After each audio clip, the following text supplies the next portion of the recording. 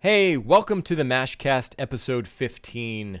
I'm your host and producer until we rehire Mitch someday soon. Kenny, joined by, as always, every episode, Charlie, you have been here. You have never once failed me. How are you today? That's because we canceled the one I couldn't make. That is true. But yeah, I'm doing pretty good. I actually want to start off with an apology because last week I feel like I got a bit of a heated gamer moment with that Mario All-Star Collection. At least heated gamer moment for me. So I looked back at some of that footage Oh, no. and Never look back at the footage. no, not our podcast. Oh God, Oh. I wouldn't do that.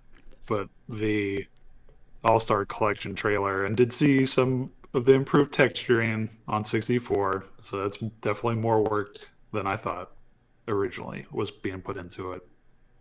I'm still annoyed by the practices they were doing, but I have a little better theory that we almost touched on last week, but didn't quite connect the dots. In Okay. that, I think the reason, not a great reason, but a reason they're ending this at the end of March is because that's when they're going to release the Zelda collection that they have planned for next year. Because last week we were talking about they filed a trademark that almost exactly matches what they filed for right before the Mario Direct. Mm-hmm. And I would guess they're just trying to do a line of limited releases like that. Same with the Mario Bros 35. I would very much bet that once March 31st ends, they're going to add in a Zelda 1 style battle royale, Yeah. Zelda 35 game. So are you excited for 3D All-Stars now? Excited wouldn't really be the word. I've played all those games plenty of times recently, so that would more just be another collection piece that I'm probably not going to get when it first comes out, but at some point. Well, you have to do it before the end of March. I am out of my mind excited for it. So, like, I already just played Super Mario 64, so I will probably... I'm not going to stream that, but this coming Friday, I will be streaming Super Mario Sunshine, which will be hopefully my first finished attempt. I have played I guess in high school I played a considerable amount of that game because I remember doing that stupid one where the manta ray made of paint comes up on the island. And I Yeah, remember yeah. how frustrating that was and how I have done that level. I've completed that level. But I know I haven't beaten it. So this is going to be... This Friday I'll be streaming Sunshine. I'm so excited. I yeah, I think you're going to be in for a little disappointment here. Well, and I'm also that interested... game's the game has really great controls, but it has a lot of bullshit hidden underneath Oh, with the way it's designed. yeah, I watch, the GDQs and stuff when they stream it. I always love watching Sunshine, but that game has so much jank to it that you don't expect from a Nintendo game that it's almost kind of charming in a way. But yeah, I can't That's wait. one way you could describe it. I can't wait. I can't wait to play Galaxy in 1080p. That was a game that looked good when it was on the Wii. It still looks good on the Wii. So to be able to play it on what I would say like a real console with an HDMI input, even though you can play Wii games on Wii U or whatever. I'm not going to do that, but I'm very excited. Yeah, I think the biggest thing that got me disappointed in is Galaxy 2 is the only 3D Mario I haven't played, and that wasn't even mentioned at all on that stream. So Well, there's a little issues bummed with about Yoshi, right? that, but Wouldn't they have to just take are Yoshi there? out of the game? Because doesn't he require like precision motion control input? So I have no idea because I've never played it. Oh, well, you can borrow my I, copy if you want. I don't have a Wii or You Wii U to can play it on borrow my. anymore. Is the I thing. have a. You could borrow my Wii. My Wii is really only around to play GameCube games now. There's not any GameCube games I'm playing right now. Because I did the whole system transfer of my Wii to my Wii U, so yeah. Okay. If you Yeah, ever I guess are hungry for it, I might, maybe. if you want to become a Galaxy 2 Worth. speedrunner. Oh no. Oh no. I did do some Mario 64 speedruns. That's probably all I'll ever do. Mm-hmm. The rest of those games are just a bit. Well, no, I did Odyssey when that first came out. Those are short enough that it's okay. Galaxy is like 2 hours still. That's a lot of platforming. Yeah. But Yeah, I'm super excited. I can't wait. Yeah, I was like, this needs to happen more often. Announcing a game and then it's out 2 weeks later, like that just. mm-hmm. I imagine this would have been announced at E3, but now it's. We talked about this last week. We don't need to talk more about how. Yeah. And I was like Yeah. the only one of us excited. I mean, the only reason I'm disappointed is because I like these games so much and I expect a lot from them. And, like specifically with Mario Sunshine, I don't like that game's design because you're stuck with doing stars in a specific order. It's not like 64 where you can just go into a level and choose whichever one you want. It's a little more restrictive and there's a lot of jank with some levels like we talked about. So I was just hoping for minor touches like that to be fixed, but they're still good games. I like all of them, and I hope you have a good time. Maybe I will check out that 64 upgrade at some point later this year. Yeah, I'm looking forward to. I'm gonna play through it again on my own because I, backward long jumped my way to 50-star victory. But you can't do that on the Switch. I'll probably play that off stream just to go back and do it the legit way. And anyways, enough about that. So our first story, Charlie, let's just jump right into it. I'm assuming Billy added this to the news docket we have. Okay. But apparently they McDoubled the price of a McDouble, is what is written here. All right, so second news story. The Xbox Series S price got leaked this week, Charlie. It did, and it set in motion the actual reveal shortly after.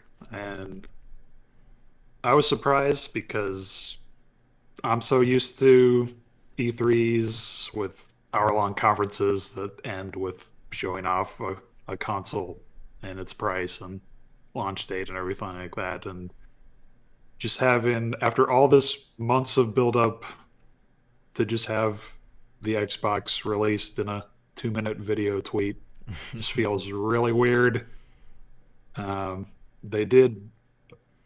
Some people eventually did find a leaked video series that would have gone out to the press if this whole chain of events didn't get completely messed up. But it's really weird.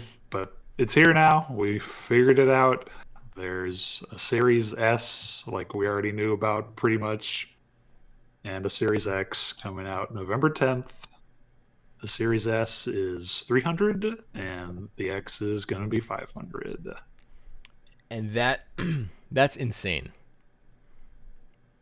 That it could be that cheap. I mean, they're having to take a loss on that. They have to be. Right.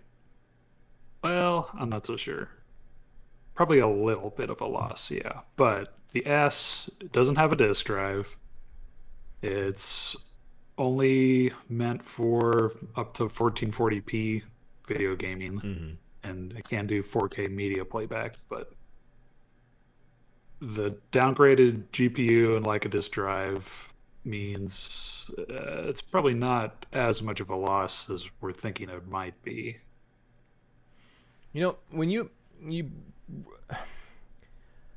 wrote out the stats here of what is in the Series S and what it can do, and I was looking at it in 1440p, cool, but then 120 frames per second on the Series S, and it just makes me think like, not that many TVs. You have to shell out kind of real money for a TV to get one that can do 120 frames per second. Oh yeah. So definitely. why would you have shelled out that money for that kind of TV and then go for the budget model Xbox. It's cool that it can do it. Kind of that's the thing. The more you look into this, the more it's still a great price if you don't want to, if you're casual or you don't want to really dive deep into a heftier console price. It's good. I'm glad they're offering options for people who want that, but it's technically, yeah, it can do up to 1440p. Yeah, it can do up to 120 FPS. Yeah, it can do ray tracing, DirectX graphics, but the reality is you probably not all at once, probably not all the time. Most games probably won't have that. Besides the upgrade ones from this gen or some indie games that are less resource intensive. I don't think this is as future proof of a console as people are thinking it will be.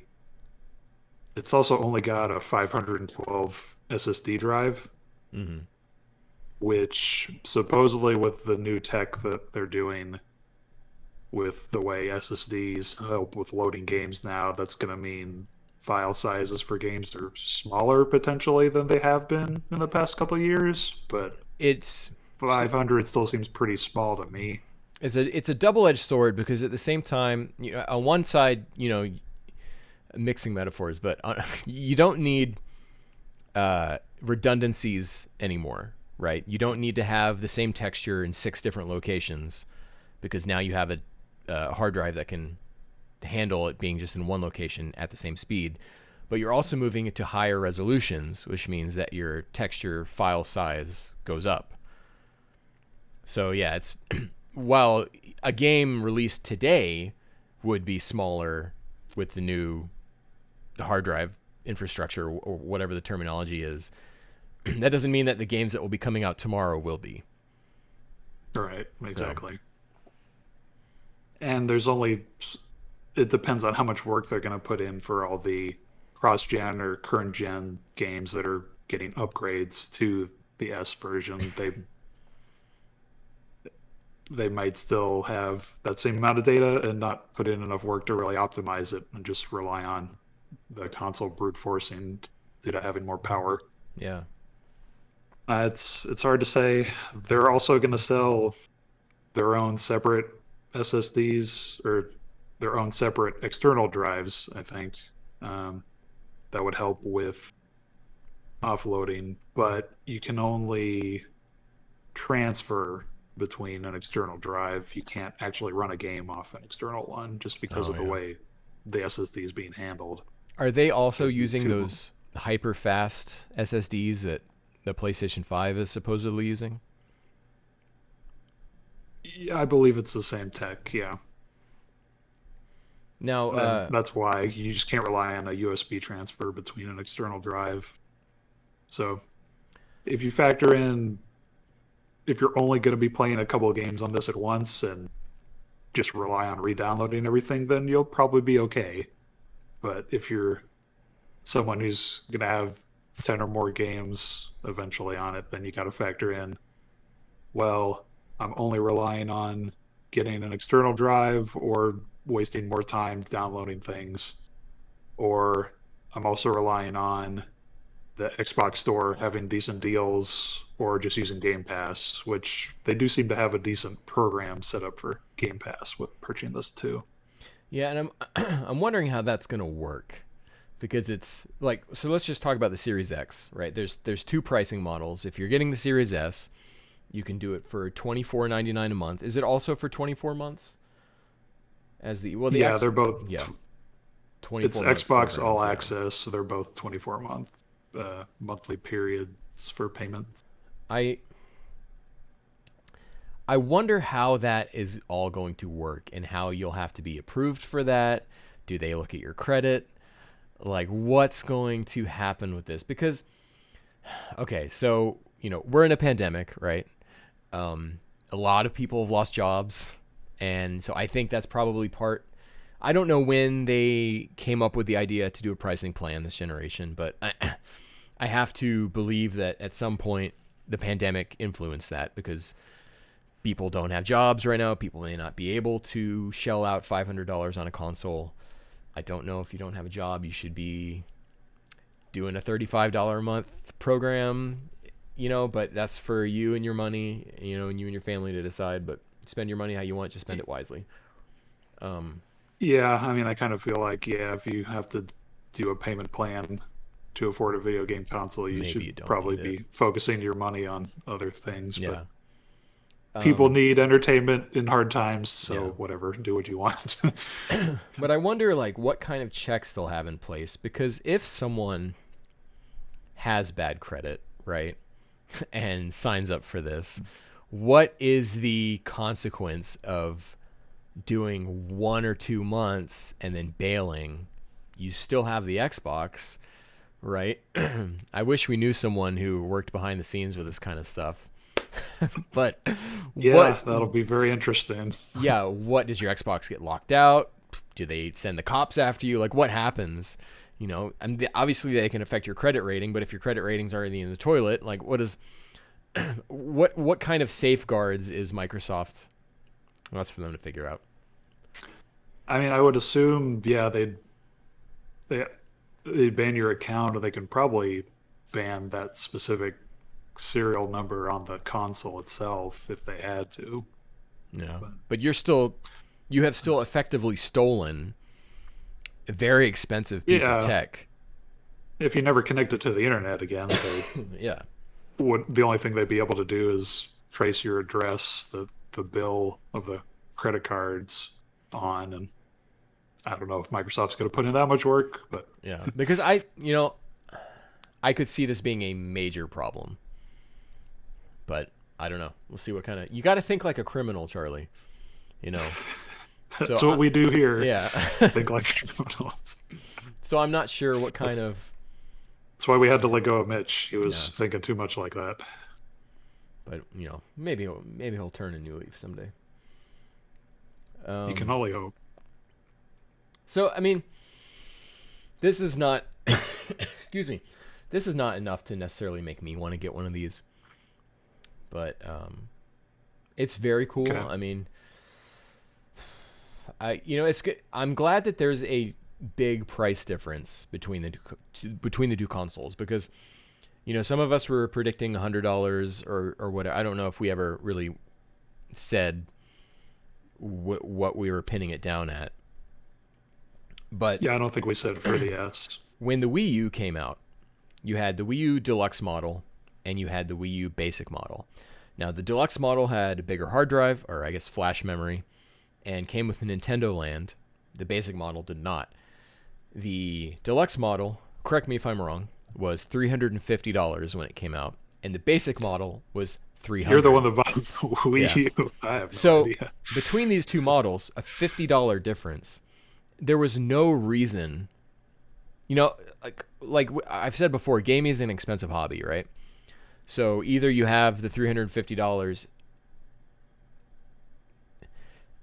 If you have the $350, anyways, I guess what I'm trying to articulate here is that there's no damn reason to get the $300 one when you could just spend $50 more and get the deluxe model, right? So there had to be a big difference between these two price points to entice people to go for the Series S or the Series X. Find what kind of lifestyle you have, what you can afford. Because from what I have seen of the Series X, Charlie, I don't think that thing can fit on my shelf. Like, on its side, right? I think it is still too tall to put into my media shelf. And I think a lot of people are going to have that problem. And the Series S is super, super small. And the other thing is, a lot of people still don't have 4K TVs, so they don't really have a need for the power of the X necessarily. Yeah, form factor is a huge thing, definitely. I was surprised actually how it's like 60% smaller than the X, so if you need something small to fit in a cabinet, then that's good. Where do you think this pushes Sony? Because we have something this week coming up. Yeah. Yeah, I was gonna say they just announced that they're gonna do their own showcase next Wednesday on the 16th, which That's a sounds like pretty a little big more day, huh, traditional. Charlie? It is. I'm excited. They're gonna show a little more games as well as the launch software, it sounds Mm-hmm. like. So that's a little more traditional showcase. I would expect, like you're saying, they have a disc and diskless versions. $50, well, probably the difference in hardware cost it would be for them. I expect it would at least have to be $100 between those two versions for it to be worth it to people. Mm-hmm. So I'm expecting 400 for the diskless and 500 for the disc based. You think? That's that's what I'm expecting. I could see it going up to 450 and 550. I think if they come out more expensive than the Xbox, that's it. I think. Like Yeah, yeah. Microsoft is making such an effort to make games from past generations playable. I mean, I'm speaking as a gamer scorned here by what Sony is doing with the PlayStation 5 and effectively like cutting me loose from having any interest in it. So maybe I'm just projecting onto the wider gaming fandom, but I don't know. I mean, they've had various models like that before. It's consoles can easily come down in price a year or two after they're released. So the people who are buying it at launch are going to be buying it almost no matter what the price is. I don't Yeah. really think that's going to be too big of a concern. I think this is going Um, to be huge for Xbox. I think this generation that we're in now, they started miles behind because of how poorly Don Matrick handled everything early on. well, the funny thing about that is I looked it up and the sales were actually pretty comparable for the first couple years. So then So it's just they. I don't think that did as much damage as we thought it So did. then what has It's been? I don't know. I couldn't figure that part out. Um, I mean, so like if you think about almost every exclusive that Sony has put out, so like God of War, Spider Man, Last of Us Part Two, uh, maybe even Days Gone. These things sell like crazy, and so yeah. the audience is there on PlayStation for that because that's the only place that they can get them. But Xbox has what they had Gears of War come out. The Halo franchise is not really as well revered as it used to be in the Bungie days. So I'm. Forza is a really big one for them. They're pretty much the only major driving game at this point. Mm-hmm. That definitely sells a decent amount. There's Gran But Turismo. yeah, yeah, but that only is like a once in a generation game, Yeah, whereas it's Forza is true. like every year. Um, yeah, they don't have a lot. That's why I never got. uh, Yeah. and definitely now they won't because they're so focused on everything being on Game Pass and cross-platform PC. So it's only if you want a low-budget console, which is perfectly fine. There's still reason to get the S. I hope Or people enjoy it. if you want a low budget console or just something that fits on your shelf. I mean, really, for me, I That, look at that thing and I'm like, that's that nothing. too. Well, I mean, the other thing is with Game Pass and that all access deal, that's still a pretty good deal. You're getting over 100 games, and they're still promising that new Xbox first party stuff at least will be on there at release. So for a Netflix subscription a month, you're getting pretty much all the new releases, and that's something Mm, you can cancel at any point and catch up on when you want. yeah. I think they also announced that EA Play, EA has its own little subscription service is going to be included for free Mm-hmm. with Xbox Game Pass. So that's another bonus for the kind of people that might only be playing a few games a year anyway. That might be worth it for them. Yeah. So if we're, this thing comes out on November 10th, right? Charlie, what does that launch Yes. lineup look like? So, like we said, these are all going to be on PC as well, and some of them are going Well, to be Xbox One gen as well. But one of these games what will we not be out on November 10th on PC. yes, Do you know which one I'm so talking about and why I'm so ass blasted about it, Charlie? I do. I'm honestly, I don't. That's why I don't know if this list is actually accurate So, what I'm because I talking couldn't figure out for sure. well, so what's happened with Yakuza Like a Dragon is that this game is supposed to come out on November 13th. The Xbox Series X version is coming out on November 10th. Have they confirmed that though? Because I couldn't find a tweet anywhere from Sega or I saw that team Wario saying 64 that.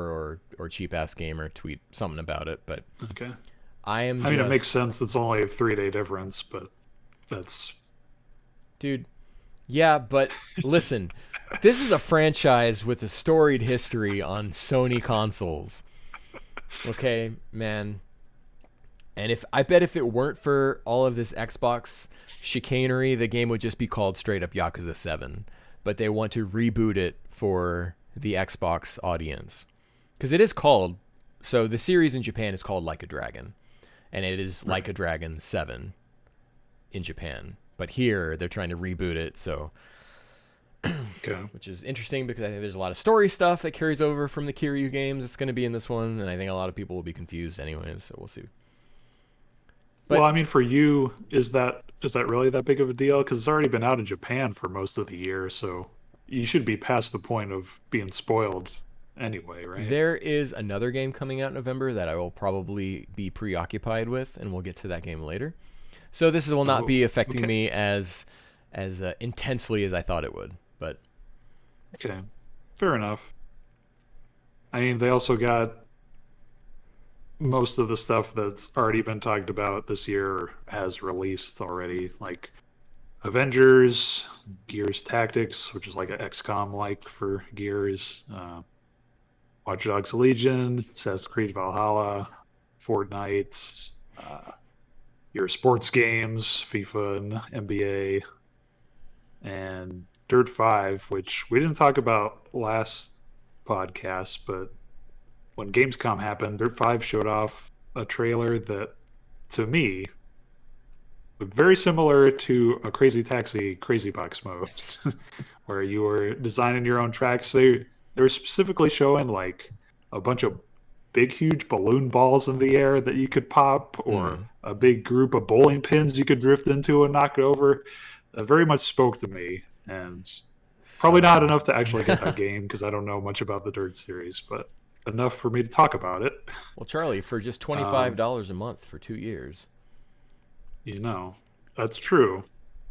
And they will have the Tetris Effect connected multiplayer that I am hotly anticipating and will be annoyed to have to wait 6 months for to come out elsewhere. So, This is a pretty solid lineup, though. Um, I mean, Watch yeah, it's Dogs. just How many of all these third party games? stuff. Well, how many of these games are not coming out on the Xbox One?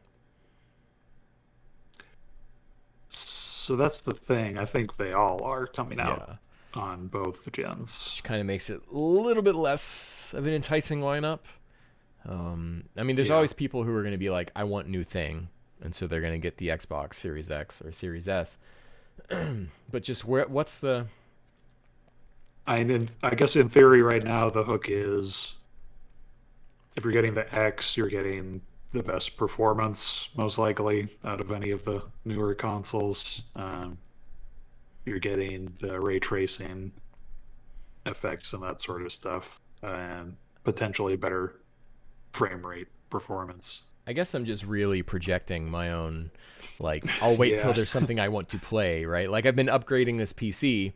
The last thing I need to get is a new graphics card, but there's no games I want to play, so why would I get a graphics card now? So I'm just that's projecting totally fair. being what I would. So I guess a question: are you going to get Yakuza 7 for PC and No, upgrade your graphics I'm card, getting or it for just PS4. And Okay. this sounds real silly, Charlie, but if you have save data from past games, you always get stuff in the game. Oh, I guess So, I didn't know that. and I have, the entire franchise except for Dead Souls on, but I have it all on console. So why would I break now? So Fair yeah, enough. it's just I mean, they've got other stuff that doesn't have a specific release date yet, mhm. still, somehow. Most of that's indies that are probably still trying to figure out if they're even going to release this year or delay due to the pandemic. But, there's still Microsoft console only games that will still release on PC, but are only Xbox releases coming out in launch window or whatever that means. Like that 12 minutes game is only going to be on Xbox or PC. Yeah, getting that on PC Um, for sure. the Medium, yeah, the Medium, that weird looking dual reality horror ish kind of game. Uh, a bunch of indies. I don't need to go over every one, but there's a decent amount of games coming to it. But with the way they're handling cross gen stuff, it's not much of a reason to upgrade unless you gotta have the latest graphics. Hmm.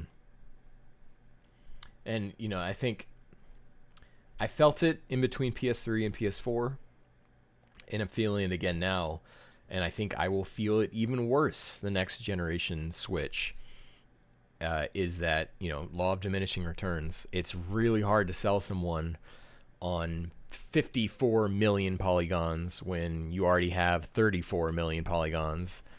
And it's like like with that 3090 graphics card being able to do 8K 60 frames per second gaming, like you can't see that, right? Like unless that's like movie And theater resolution. the way to see it is, yeah, you either have to have a ginormous screen and room to view it in, or you're getting your face extremely up close to the Yeah. monitor. So it's like, I don't think 8K is ever really something necessary. Like but we would have said that for about a 4K years ago. well, even on 4K, like to really notice that difference, you got to be like 3 feet or less to the display. Hmm. Like obviously 4K will come with other benefited features like improved color palettes and contrasts and HDR tech came out around the same time as 4K displays were releasing, but just in terms of pixel density, to really notice a difference between 4K and 8K, that's basically just for computer monitor distance more so than a TV setup. But Well, it's I don't know. I don't have the best eyes, obviously. yeah, right. It's moving from one generation to the next is always, and I don't know if you can tell I'm transitioning here by the tone of my voice. We're switching Oh, stories. okay, good You job. know, it's always rough going from generation to generation, and like one thing we keep coming back to this generation that hasn't been a problem before is these freaking upgrade paths. And yet again, the maniacs at 505 Games are causing mud with Control again, Charlie. I I can't say I'm surprised, but this is wild. So there's a thread on Risotera of a bunch of users noticing that when they went to the PlayStation Store to download Control, because they had the deluxe edition, which comes with all the DLC and the base game. So it's essentially the same as the Ultimate Edition, but 505 was saying they're separate SKUs. We just can't handle the upgrade path to do that. The deluxe edition isn't the same. So some people went to the store and saw that, oh, hey, when I launch the deluxe edition, it shows up on PlayStation as the Ultimate Edition when I'm loading it. And that lasted for about a day before they couldn't do it anymore. So somebody at 505 realized they messed up and flipped the switch and edited the SKUs. But they And I kept mean, talking like it was difficult. yeah, it's very difficult to transition from one SKU to another on a current gen. You know, this reminds me of like how for years we were told we can't do cross-gen gaming. It just can't be done. And then was it like Rocket League just like flipped the switch one day? Is that, oops, we accidentally just turned it on? Yeah, Like exactly. the publishers are not your friends. Like this stuff can be done. This stuff is not hard. They know how to do this stuff. These games are programmed, I would say largely most games are programmed probably very well, that they can just do this stuff. These marketplaces are set up to handle this kind of thing. Like it's just, it can be done. Yeah, I can understand if they don't want to have separate SKUs for the next gen versions because maybe that comes with extra licensing costs or something like that. But all you have to do is let people that bought it this gen have a free conversion to the Ultimate Edition on this gen, and then let them upgrade for the next gen. Or even if it was like a $5 purchase, whatever, that's still scummy, but it's better than what they're trying to do right now. I don't I think we've heard the know. last of this yet. I think this God, I hope so. these upgrade paths, and I think with Control specifically, I think there's more to the story here, and I feel it in my bones.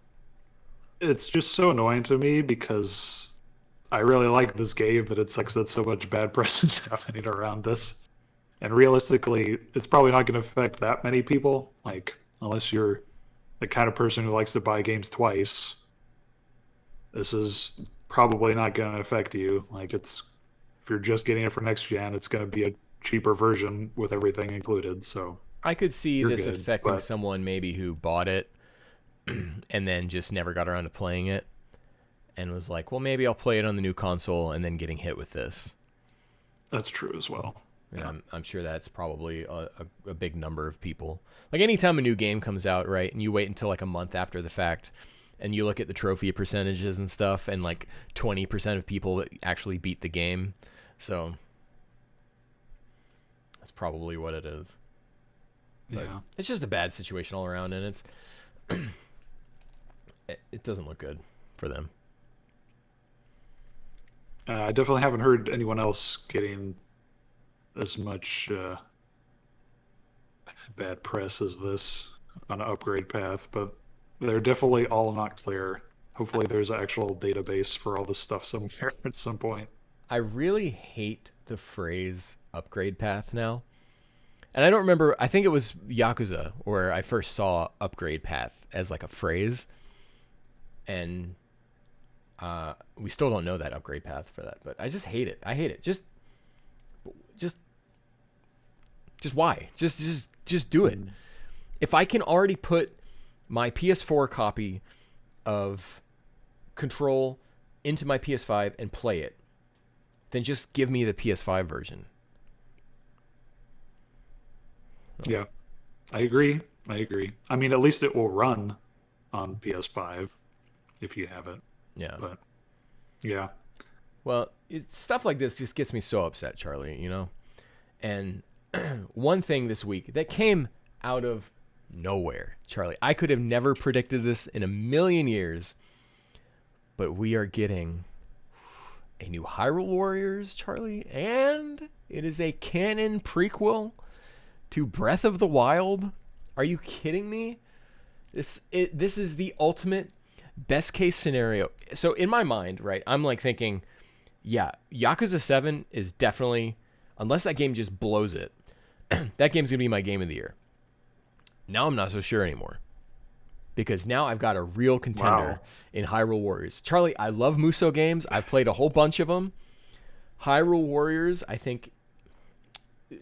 So before I played Hyrule Warriors Definitive Edition, the Hyrule Warriors, Fire Emblem Warriors was my favorite Musou.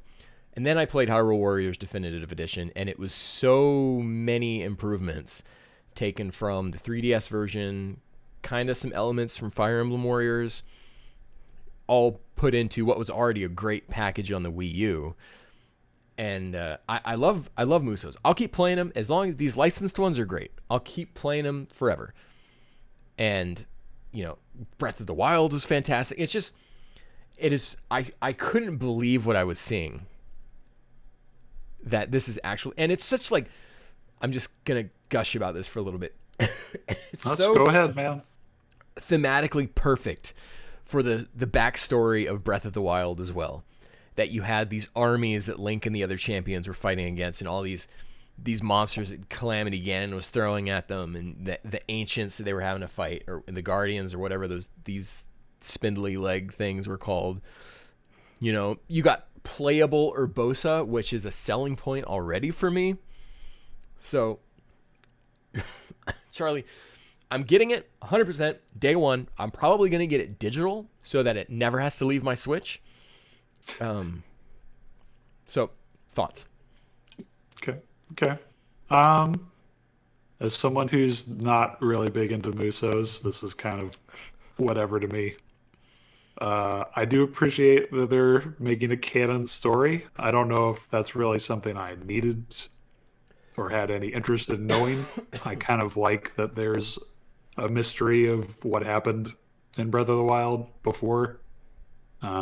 So that would kind of depend on how they handle that. But it looks fun. This is probably the best Muso in terms of interest for me. Seems like because it's Breath of the Wild specifically, that might limit them on the character selection you can choose from. But maybe, yeah. So you've got Link and Zelda, and then the 4 champions. So that's 6 characters. Impa is in the trailer. The original Hyrule. Okay, didn't the original Hyrule have like 20 something? Yeah. I mean, who knows how many? Excuse me. I'm too hype about this game. Every Muso has a ton of playable characters. One Piece had every character you could think of up to that point in the story. Gundam Warriors had all these characters. Fire Emblem had like every single character. Not, but it's, tons of characters. So that's one thing I look at this and I'm like, okay, well, there's 6 for sure that we're playing as. We're probably playing as Impa, so that's 7. Yeah. Will the you can have characters in this game that don't have to make sense to the time period. So they would just have to be Breath of the Wild, right? They just won't be in the story, right? So maybe not every character will be in the story, but every Muso, the story is like, if this is the gameplay, this much is the story, this tiny baby bit right here. And then the rest of it is playing out all of the maps and special side quest stuff you can do. So in that, you could have Cass, or you could have Sidon, or the modern champions. There's so much you can do with that. I wouldn't be surprised if there's just I wouldn't be surprised if we get Breath of the Wild 2 Link and Breath of the Wild 2 Zelda as playable characters. Maybe that dehydrated Ganon, if that's who that is, in Breath of the Wild 2, So, yeah. I could see the King of Hyrule. Yeah. Or that version of him. Yeah. Yeah, and he was playable in Hyrule Warriors as the King of Red Lions from Wind Waker. So I'm not really worried about character selection because I think there will be more beyond just the 7 here that we're thinking about, including Impa and maybe the King. I'm excited because Nintendo seems like they're more involved with this than with Breath of the Wild. Or not with Breath of the Wild. Hyrule Warriors 1 or Fire Emblem. I hope not. Necessarily. So, I think if there's going to be a time to start hinting, this game could be setting up, story plot points for Breath of the Wild 2, right? Coming out now in between these 2 games. And Breath of the Wild 2 already being so deep in development. So, man, I'm just super excited. Everything about this seems like just the best idea to me. So, okay. Game of the Year potential for me, and as someone who really loves licensed Muso games. Yeah. I think the thing about this was I guess I was originally under the impression that Breath of the Wild 2 could have been coming out at this time of year, and obviously it won't be. Mm-hmm. Probably not until next holiday. Well, and that's what a lot of people are thinking, Charlie, is that will Breath of the Wild 2 come out alongside the long rumored Switch Pro? So, yeah, I mean, that would make sense for sure. Um, so there's been a lot of reports from various people. I think it's basically all but confirmed at this point that Nintendo's making another Switch model. The rumors have been floating around that Nintendo's been asking devs to get games 4K ready. They're upping their production supply in manufacturing. Part of that's just because of COVID. Part of it might also be to get new SKUs ready.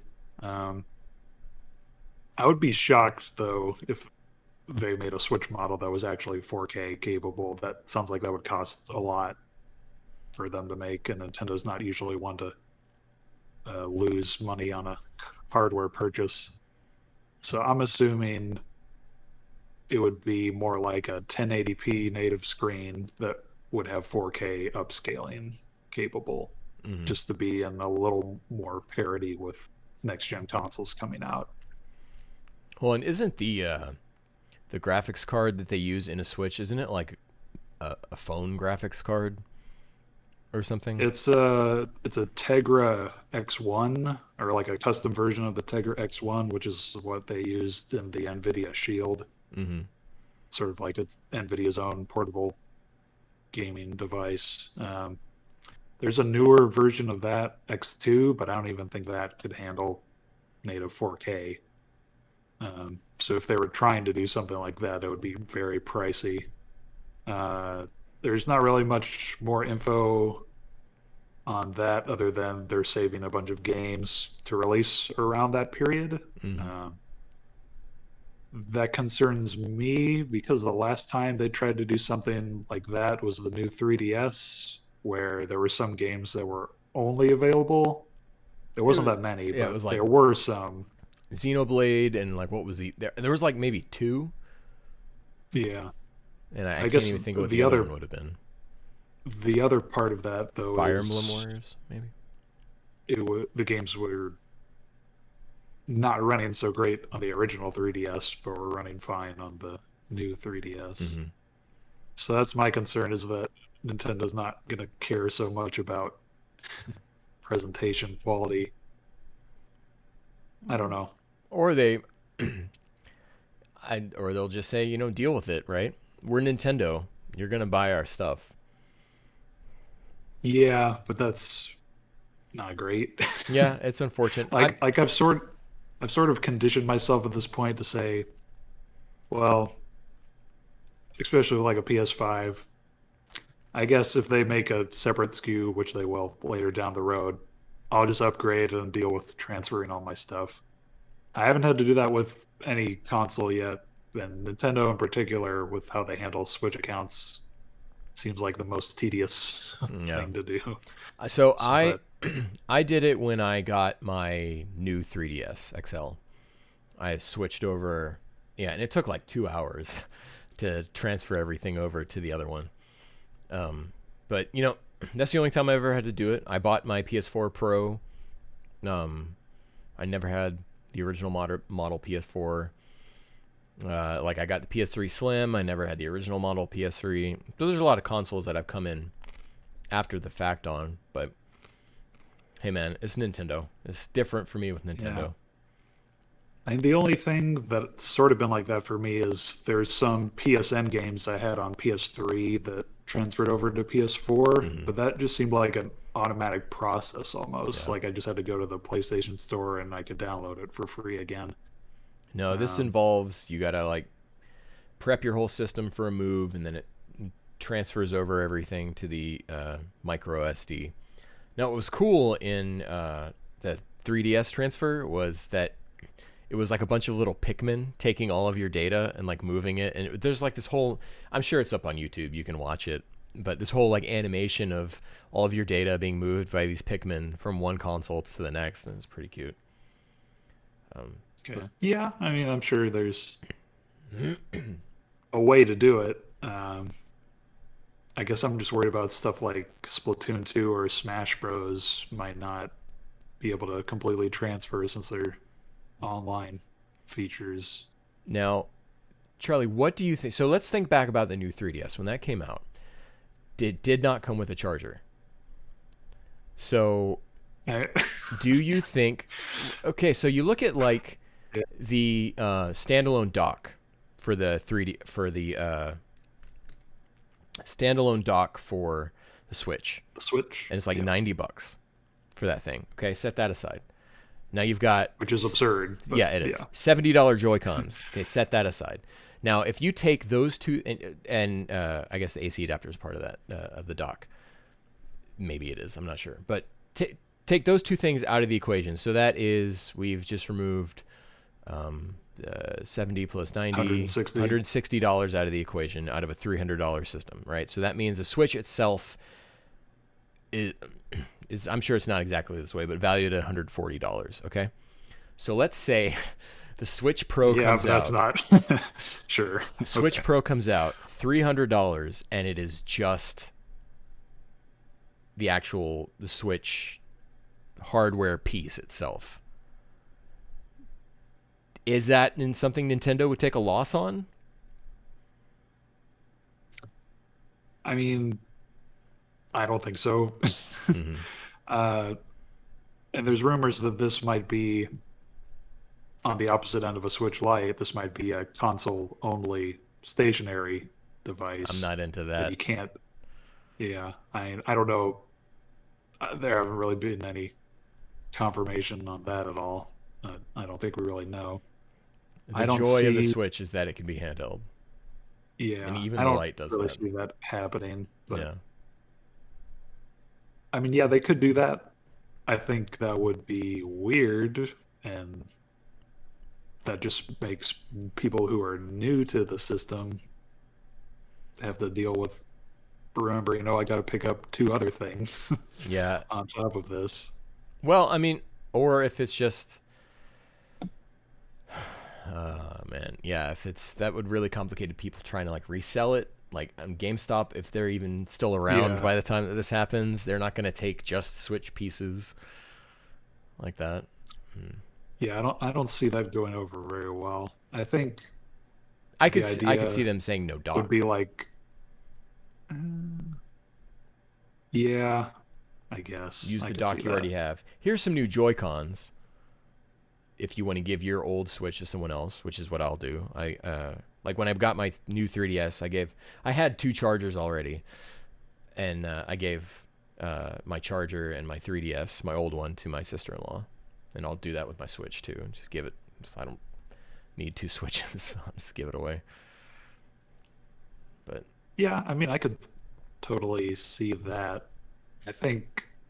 Personally, I think more likely it would be a $400 everything included. Premium model, premium price. Mm-hmm.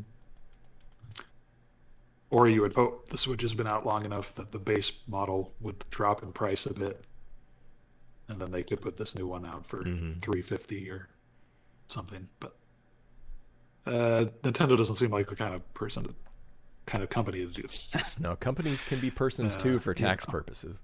Yes, exactly. I confuse them all the time. But I don't know.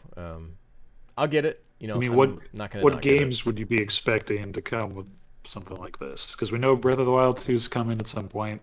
Metroid 4. There's Bayonetta 3. Okay, Metroid. And that would put it. I still feel like that game's way too far off. But well, maybe. I mean, so Nintendo started something with that game in their first party. So that game had a lot of the concept of it probably already taken care of before they had to bring in retro. And so, I mean, I'm just speculating here. All retro maybe had to do was just figure out what Nintendo wanted to do and then execute on it. So their entry into it may not necessarily be setting that far back to like point zero to step one, you know? And when did they announce Retro was coming on? Like a year and a half ago ish? Yeah, it was like the beginning of 2019, I Yeah, so think. that's, if we're talking holiday 2021, that's a 3-year cycle. Assuming that a lot of work had already been done up until that point. So I think that's viable. Holiday 2021, maybe summer release if Well, I was Zelda's talking your about holiday. yeah, I was talking about Breath of the Wild for Oh, holiday 21. mm-hmm. I think this could be as soon as spring of next year, The Pro. maybe. Yeah. You need a game with it though. Like I don't remember the exact timing of the new 3DS, but it did come out right alongside Majora's Mask, and which had special enhancements for the new 3DS, such as camera control, which is pretty dope. But they never patched it into Ocarina of Time, so whatever. At least I don't think they did. Yeah, I don't know, but there's stuff they could put out. Bayonetta 3, um, No More Heroes, even though it's not first party. Probably another Kirby game. I'm sure they got one of those in the works. There's always Well, another Kirby game. and they'll probably also say like, "Hey, all of your old games are getting 4K patches." So Metro, or now you can play Zelda and it'll run at not 900p anymore and Yeah, that would be interesting to see. 60 frames They per handle second. upgrades. Yeah. Well, I don't know. There's no way Switch Pro is going to do 60 frames per second 4K. So, I mean, No, if I would that's not a expect that at all. if that's a target of the PS5 and the Xbox Series X, it's not happening on Switch. But it's funny that like Nintendo can get away with this because like Xbox and Sony, they just keep fighting and fighting and fighting, trying to push power, push power, push power. But then you look at the top 3 games that sold this year on Amazon so far, with pre-orders and whatnot. It's Animal Crossing number 1, number 2 is Super Mario 3D All Stars, and number 3 is Mario Kart 8 Deluxe, which didn't even come out this year. So, and then number 4 is Last of Us Part 2. But those top 3, right? It's like Nintendo owns, right? They don't have to fight for power. So, I'm almost like a little disheartened to see that they're going to 4K. Like, why do they think they need to?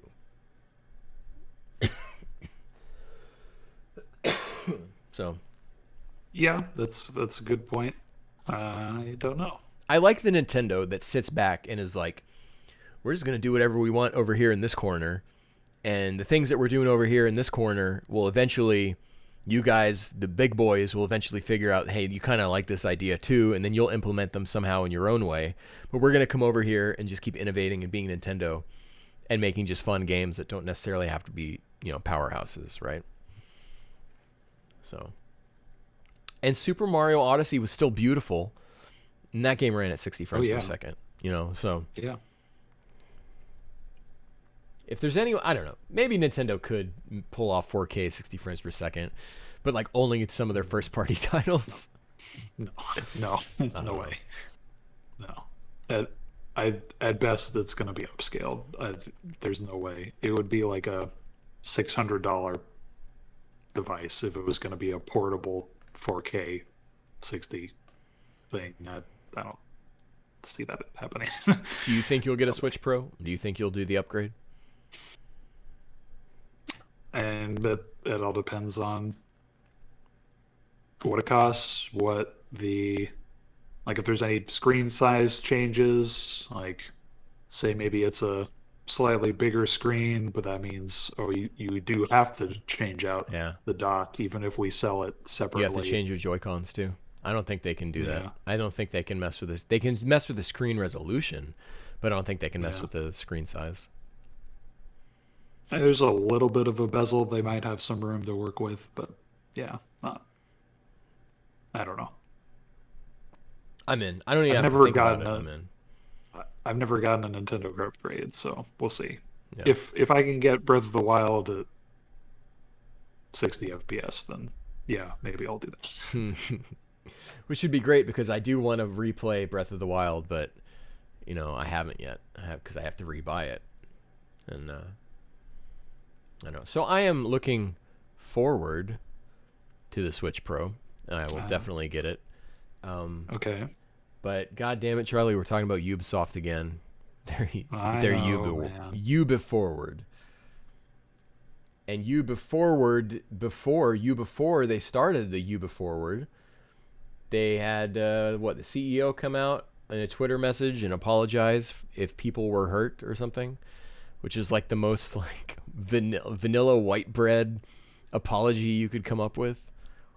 Yeah, they at least used the hashtag for the stream on the separate tweet, but completely separate video that Yeah. they said, oh, we didn't have time to add this on to the full stream. Yeah. It just had to be separate. But Yeah. yeah, they talked about their struggling internal issues, and Remember what we said about 505? These publishers are not your friends. yeah, they ran into a different problem recently where their I think it's a Tom Clancy mobile game was using a story and symbol very similar to Black Lives Matter, and that drew a lot of heat. There's also been reports recently of their Trackmania team getting a lot of poor workplace culture, not necessarily harassment, just really obsessive and demanding CEO type stuff. So even when they were putting this out, it's still like there's a lot of stuff going on that you need to look into.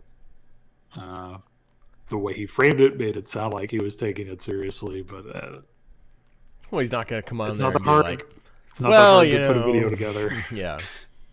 Yeah, I don't know. I Yeah. I hate this, dude. I hate that we have to keep talking about it, but I'm Well, gonna keep talking about it. you know, my feelings about Ubisoft are well known, right? So I didn't tune into this thing, Charlie, but walk me through some of the game announcements that they had here or stuff they talked about. Yeah, so I didn't catch the whole thing, just sort of did a recap because I don't know, I'm not too interested in sitting through a Ubisoft stream myself anymore. But they did have some interesting stuff in terms of VR. They're working on some stuff. There's a sort of 360 video, not actual game, I don't think, that came out of the Notre Dame in Paris, which is nice, I guess, since it's burned down now and you can't really visit it Oh yeah, that's anymore. right. Did the whole thing burn down or just part of it? I think it was part of it, but it was too much that it had to be condemned completely. Supposedly they made this in the Assassin's Creed Unity engine, so it's all assets from their Assassin's Creed stuff, which was trying to be somewhat historical at times. So Yeah, that's that's being cool. generous too. Yeah, more so than most games, Yeah. I'll say.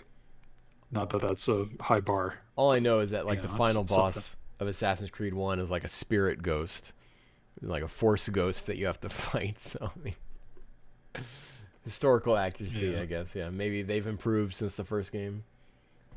Well, I mean, I think the first game's the only one I've really played, but I think when the last couple with Origins and Odyssey, they've tried to have some more actual historical stuff in there.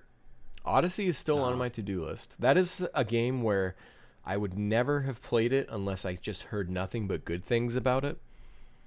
And so it's something that I eventually, you know, we're gonna hit a point probably where there's not any games coming out for a while, and then I'll just pick up like the Game of the Year edition of that or whatever. See, I thought we were at that point this year. Me too, but then Nintendo went wham bam, thank you ma'am. Yeah. 2 new games coming out this year. One comes out in 2 Yeah. weeks, so And Ubisoft put out another one coming this year. Because pretty much all of these are actually were like in the next 6 months, so they're pretty packed Yeah. if you care about those games.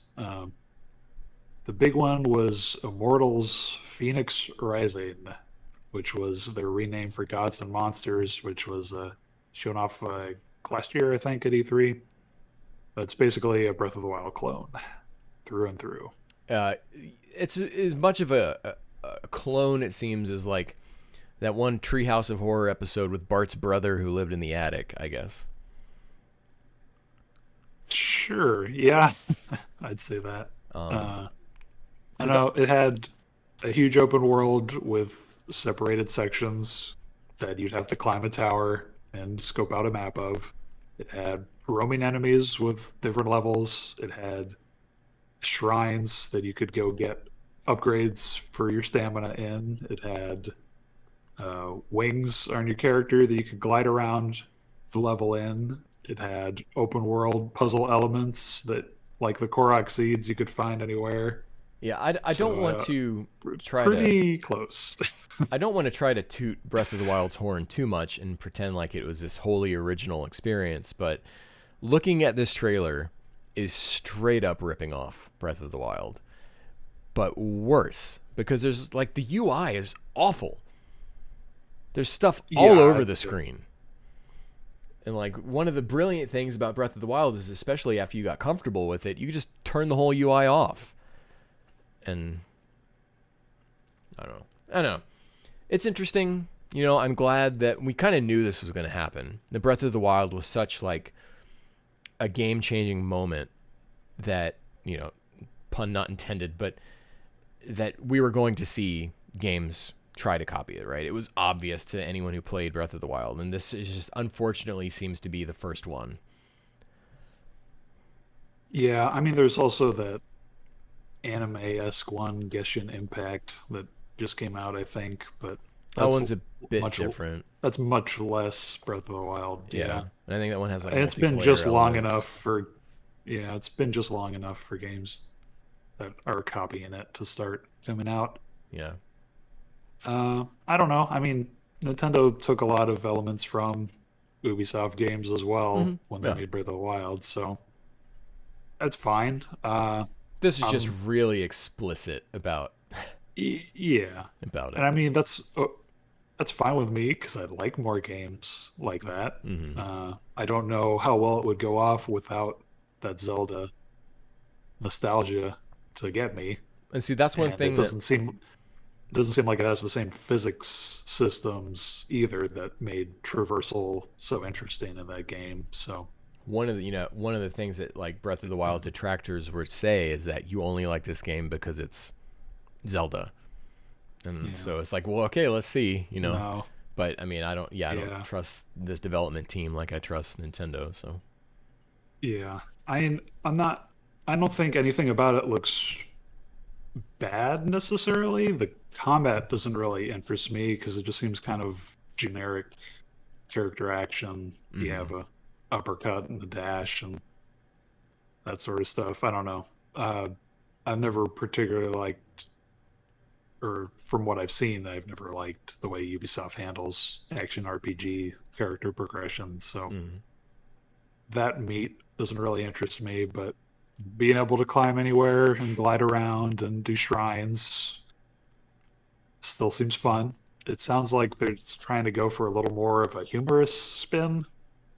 Like I saw a gameplay trailer that had like Zeus and Prometheus were narrating everything you were doing, and it was kind of almost like a Mad World-esque, commentary over everything that you're doing.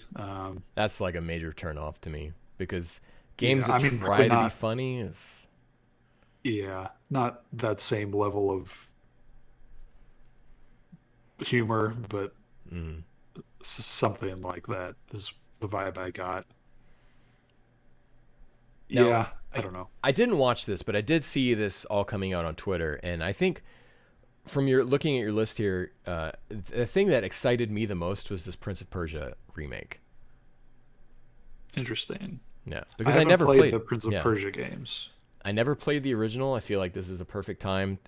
I heard mostly that the original is the best one, so I'm very interested in playing it, and kind of getting into it. When I was watching the trailer, though, I was like, this looks like a PS3 game. But I guess they really wanted to keep the style of it and the cartoonishness. There was some interviews with that studio because this was, I don't think it's not a main Ubisoft studio. It's like Ubisoft India that's Mm-hmm. developing this, and uh, they didn't say there was any budget or time constraints on it. But if that's not the case, I think it's just a lack of experience Okay. with what they're doing. And I did pay Um, attention at the end, and it said it was for PS4 and Xbox One, and it's coming out next year. So yeah, this is not a it's a next gen current gen. title, yeah. Yeah, I mean, That looks like the an old environments gen look title. the environments looked okay. I think it was more just the character faces of Yeah. the main characters seemed really off. I don't know. Yeah, I've heard good things about Sands of Time.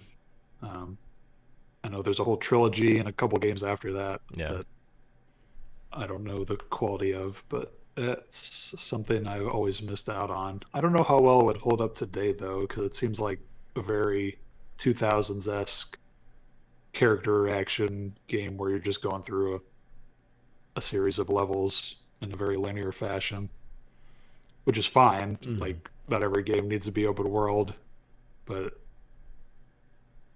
I think today I expect a bit more interactivity with the level and a bit higher quality story elements and character interactions that Mm-hmm. this might not have unless they're really changing up that story. But it sounds like they're trying to be pretty faithful to it.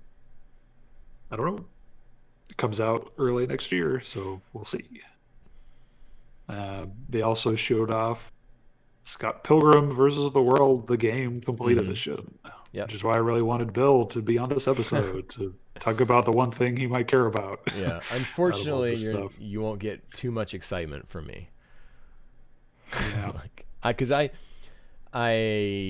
have played the game, right? We talked about it before. I still have Billy's account on my PS3, so I still have it downloaded there, but um I kind of find like the comic pretentious and that author pretentious. Interesting. Though I enjoy the movie, and from what I hear, different things about the creator, he's changed as a person over the years, so maybe he's not as maybe he's not who I thought he used to be anymore, but I don't know. It's a cute art style, but I don't know. I always feel not intentionally contrarian about Scott Pilgrim. Again, I did really enjoy the movie, but I don't know, not for me. I will not be picking this up. I'm super glad because this has like been the poster child for why you should buy games physical and why games should come out physically, and it's been that way for like a decade now. And this game is only coming out digitally. Yeah. And the other thing is, I bet they're not going to have any way for you to upgrade from your existing copy. Yeah, probably not. But You're yeah, going to because have to this is rebuy now the the whole thing. complete edition. And I Yeah. think there was some DLC. I don't remember. Yeah, Uh, it had a couple DLC packs. One was to give online multiplayer play, and one was a extra character knives, I oh think. yeah, yeah. I might I don't know if have it added anything else, but that version installed. But yeah. I might get it. We'll see. It's not. It was a fun enough game, but not like super anticipated for me. yeah, Uh, it was more just upsetting that it was gone forever, and I got to keep my PS3 around if I ever want to play it. Um, I hope it turns out well, though. Uh, other couple things they showed off were a Far Cry Arena VR game. Hmm. which was very odd to show off in this day and age. So when I say Arena VR, I mean there's these sort of arcade-like places that you can go to that have an open warehouse area where you and 8 people or however many have VR strapped on with backpacks, and you can just Oh freely yeah, move yeah, around. And yeah, like at Cinemark. yeah, so this is kind of like that, which doesn't seem like a good idea to me in the middle of a Yeah. pandemic. But Why? it's coming out next year if you want to play a Far Cry That's Arena VR shooter. especially optimistic on their part. Yeah, I know. Very much so. But I mean, that's cool. I'm glad people are still putting resources into technology like that. This is just not a good time to No, do it is that. not. Um, Other thing they showed off that seemed interesting was Riders Republic, which is sort of like a spiritual successor to Steep, which Okay. is that sort of open world snowboarding extreme sports Yeah. game. I played it This for time about it's 5 minutes and I couldn't figure it out and uninstalled it. yeah. This time it's like more canyony and mountainy and environmental variety with bikes and stuff. The idea of a massive multiplayer sports extreme game seems interesting. Hmm. I don't know. I'm someone who really likes trials, really likes uh, wave race or other Yeah. sort of extreme sports style games. SSX. I wish they would make more of those. So Have you bought the Tony Hawk idea yet? of this sounds cool. So Or will we I get to that will later? sometime Okay. this All right. year. Yeah. I have not yet. I really do want to get that though. Yeah, that's just later down the line. Yeah. Gotcha. Um, but yeah, overall, this series of releases they did seemed way more interesting than the first one. Yeah. They're still all Ubisoft games, so I'm not very inclined to pick them up. But uh, at least they have more variety. The last thing I'll say is I'm still pissed off. There's no news about Beyond Good and Evil 2. Hmm. That I game's never I coming think it out. makes Just let it go. no. Okay, no, it definitely will because they already canceled it once. They're not gonna bring it back out and then not have it come out again. That's unseen in I video games. There's always a first time. I don't want to just I would say keep your expectations leveled for that game ever coming out. No, I mean, I always expected when they first announced it, from how they were describing it, to be a next gen game. Mm. And from the streams they've been showing, it's pretty much all been games that are coming out within the next 6 months or however long. So I understand why it wouldn't necessarily be shown off here. Um, oh man, I don't know. That's Beyond Good and Evil is like the only Ubisoft series I really give a shit about. So I do hope that does come out.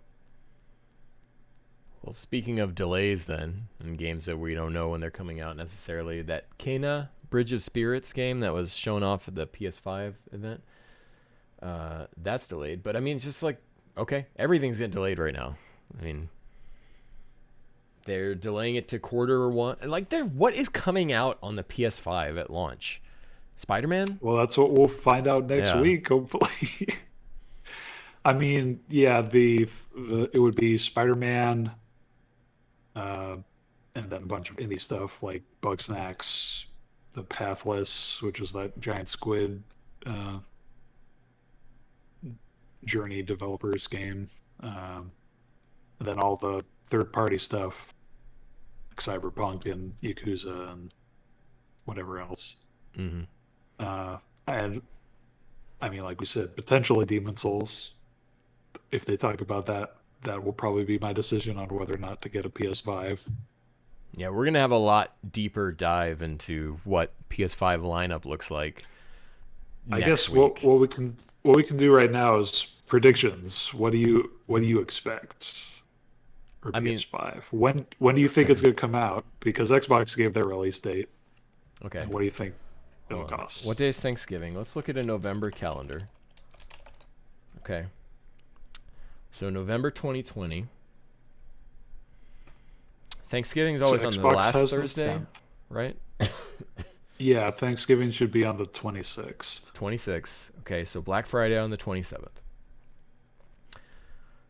Xbox comes out on the 10th, which is a Tuesday. So I'm saying PS5. Which is also weird to me. Don't consoles usually come out on Fridays? Hasn't that been a thing for a while? I'm not sure. I can't remember. It's been so long. I mean, game releases up until a few years ago were always Tuesdays. And then they started doing Friday releases for a lot of stuff. So that's very new. Right. So I would say I'm going to say November 6th. I'm going to say it's going to be a Friday, and it's going to be the Friday before the Xbox One comes out. Wow, you think it's going to come out before? Okay. Yeah. I'm thinking it's going to be after. And I feel like that 3 or 4 day window is too close. Like the last time that happened was between the Wii and the PS3, I think, came out like the same weekend almost. Like one was a Friday and one was a Sunday or something like that. So, precedent. Yeah, I mean, it's possible. I just feel like they don't want to do something like that anymore. So my guess it would be after either the 17th or the 20th, the next Tuesday or Friday. So you think is- the week before That's bleeding Thanksgiving? close. Yeah, that's bleeding close to Black Friday, but a lot of companies have said we're not doing Black Friday this year. What, the store outlets? Stores, No, yeah, like everyone's- Walmart and It's no, Walmart said they're not doing. It's all going to be online. Okay, well I think, yeah, it'll. I mean, online stuff. I think I should say, at the very least, they said they're not going to do like bleed into Thanksgiving Day, Black Friday stuff. Yeah. Um, So you're saying And in 17th or general- the 20th? yeah, either the okay. 17th or the 20th. I'm saying the 3rd or is the what it'll 6th. be. Or, 13th. It just seems right? weird. It just seems weird to me. Yeah, maybe the 13th would be my next guess, but that just seems too close to have those two come out so close to each other. I feel like it needs at least a week. But I feel like it would be bad for PlayStation because if all the third parties have confirmed they're coming out on the 10th with Xbox, if PlayStation's releasing their console a week before, okay, you only have a couple of games to pick up with it. That seems weird. I mean, Demon Souls and Miles Morales, Your exclusives. Theoretically. Yeah, theoretically. Theoretically. Yeah. How much you think it's going to cost? I mean, I have no idea. I was not expecting $500 for the Xbox. Really? Yeah. Okay. I was expecting both of these were going to have to sit at $600. And I don't think Sony can afford to be the more expensive of the two. So I think it's got to be $500. Now, I think they have been forced into that position. Yeah, I agree. I think I agree. it was probably, Microsoft was a gut drop because it got leaked. And I think for Sony, it was a gut drop because they're like, oh no, that is $100 less than we were expecting. So, yeah, I mean, yeah, 500. And then I think what you're saying about the $100 difference, I think they can probably try to make up ground that way by having their cheaper model be more expensive than the Xbox's cheaper model. But yeah, I don't think they can go over 500 and get away with it. Okay. Do you think it comes with anything that they showed off, like that headset or No way. stand or anything like No that? way. It's gonna be bare bones. I mean, these consoles, that's how it is. So, because they want that's the stuff that you get the stores get attachment rates on. Yeah, yeah, that's true. I'm mostly wondering how much the controller is going to cost. I feel like that's going to be something like a Switch, where it's going to be like 70. 70, $80. Yeah. If the MSRP on the PS4 controller is 60 and this PS5 controller is going to have more tech in it, yeah, I think 70. I don't think 80, but I think 70.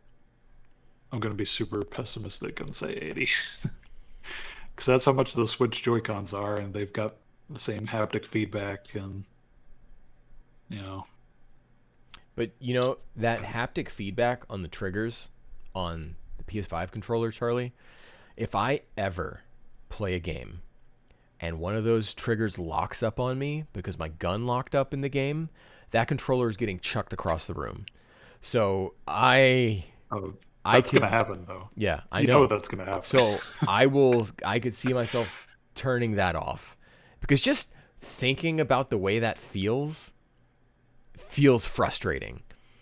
And so I can only imagine how bad it will be in practice.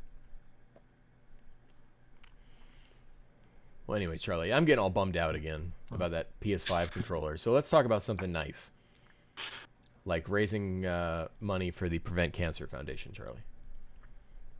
Okay. Yeah, cancer is nice. No, raising money to prevent it is nice.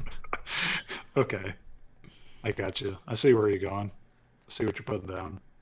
Yeah, so not unexpected at all, but AGDQ confirmed their next event in January is going to be online only. I'm glad because I did not want to have to think about going to Florida at this time. Yeah, Florida, what, the number one worst shaped state in the U.S., like per capita, right? I think it's South Dakota now, South actually. Dakota. Oh, because of the Sturgis? Wow. Yeah. Florida's a strong number 2, though. Yeah. Things can change in 4 months, but I mean, there's no way. I don't think it'll change that much. We're not going to have the vaccine by that point, and then even then, you got to think about deployment of the vaccine, you know, to create some sort of safer herd immunity than what they're trying to go for now. So yeah, there's and like conventions are where people historically get sick. So yeah, there's just no way you can do this. And GDQ is an international event, so that brings a whole other set of problems. In the middle of flu season already. Yeah. Yeah. Well, that's good. It makes sense. I hope they've learned some things from SGDQ handling online, because there were some problems with tech setup on people's ends, even though they did do a sort of prerequisite checklist for making sure every runner could stream and record properly. There's only so much you can do, I guess. All things considered, it was a very smooth event. Yeah, I agree. I hope we see more VR stuff, or just weird stuff that, like arcade games that you couldn't get at an event easily. Yeah. So there's less setup time. Are you thinking like, this is the time to do Tetris Grandmaster? You don't have to deal with an hour of setup. That's fine, but just make sure it's at 3 a.m. when I don't have to see it. Okay, well that's never going to happen. That's going to be prime time every time. Let's get Crazy Taxi prime time. Dreamcast block, baby. Chuckles 825. I've been trying for years to get a Dreamcast block. I don't know if it's ever going to happen, but I will definitely be submitting again. No. I got an idea in the works for what to submit. A new game or new. Yeah. Oh. Well, new game. Gotcha. A new game for you. We'll see. Yeah. Submissions are already starting in a couple weeks, so nice. That stuff happens fast, but we'll see what goes. All right, and then top us off here, Charlie. What's going on? What is Apple guarding themselves against with their update to their streaming game services guidelines? This is why I also wanted Bill on, because he always knows more about the Apple versus Epic shenanigans. But from what I saw, Apple updated their guidelines for uploading stuff to the App Store, and sort of as a intermediary talk right now. Yeah, intermediary period while they're dealing with this suit. They set up some guidelines for streaming game services specifically, and it's so fantastic because now, if you want to submit a streaming service for games to the App Store, you have to have a separate downloadable link for each game on the App Store. So you'd basically have to have an app for each game Oh, on the okay. streaming service already on the iPhone, which completely defeats the purpose of a streaming service. Yeah, and so this is a directly answering what happened with xCloud, right? It does, Yeah. yes. And Epic's trying to work around being in the App Store Yeah, altogether. of course they are. Um, I think Microsoft commented back that they're like, thanks, but no thanks. Yeah. Well, Because I mean, obviously, why would you want to do that? yeah, but they could always just say like, well, okay, here's Halo Infinite, the Halo Infinite app, and then just like do a select few. That's true. Yeah. It's just very hypocritical when you have Netflix and other streaming services like Prime that don't have to do that Yeah, either. They're just especially being very arbitrary. yeah, and especially because stuff like Netflix that's in the same, you know, iTunes is still in competition. Buying Thor Ragnarok on iTunes versus watching it on Disney Plus is the same as streaming a game versus buying it on your iPhone, since that's kind of where we're at now, and you can do that. Yeah. Yeah, I don't know. There's interesting. This stuff is interesting. I mean, Apple has every right to basically tell Xbox to shove off. Yeah. But it's interesting as why aren't they doing that with Netflix? But maybe they just think that their window for saying no to the video streaming services has kind of passed, and it's like they couldn't get away with that now. Yeah, I think video services are too ingrained. Yeah. Also, at least as far as I know, they haven't really put up any sort of fight about getting around the App Store. So, Yeah, the outcry if suddenly you couldn't play Netflix on your iPhone would be a major point against them in if someone is looking to buy a new phone. So there's no way thinking, oh yeah. but there's no expectations with stuff like xCloud right now, so they can really get away with whatever they want. And, because the consumer is not expecting it. That's my take. Yep. No, I agree completely. I always like seeing more of what's going on here Yeah. because it's an outsider perspective. I rarely play phone games at all, Yeah. so It's it's it's so interesting seeing how that will operate. it's so funny when all this stuff with Apple and Epic started. And I know this is wider than just Epic here, but I was like, man, who cares? But then it just became super interesting. Like when you really stop and think about it, like what Epic's trying to do, the court decisions that had to be made, how Apple's fighting back, how I don't like Apple, but I still agree with the stuff that they're saying, how I don't like the idea of big corporations really getting to do whatever they want, but also this does make sense that Apple shouldn't let them do this. So it's very interesting situation that's also causing me to kind of like personally reflect on beliefs I hold about what the rights of corporations and stuff. It's interesting for me, I think, in a way that I didn't expect it to be. For sure. So, well, Charlie, that's a lot of games industry, dissection there. But let's actually talk about games. What have you been playing? I know you've been playing a bunch of different VR games. You've been streaming. Yeah. Yeah, that discussion last podcast about VR got me. I was probably already going to do it anyway, but that got me back on the idea of going back to VR. It's not something I play all the time, but definitely a few times a year I check out what's going on. So I did a couple of games this week. I'll probably do that again for next week. So Half-Life Alyx I went back to because a few months ago they added in workshop support in Steam, so people can now add in their own content if they want. There's a decent amount of new campaign stuff that people have made. A lot of it's okay. Nothing special, but I did find a couple that were actually pretty good. Unfortunately, I think even though you joined me for some of that, the good ones were after you left. You mean PT and GoldenEye weren't it? I mean, those were okay, Mm. for what they were, but they didn't quite have all the assets you'd hope they might have.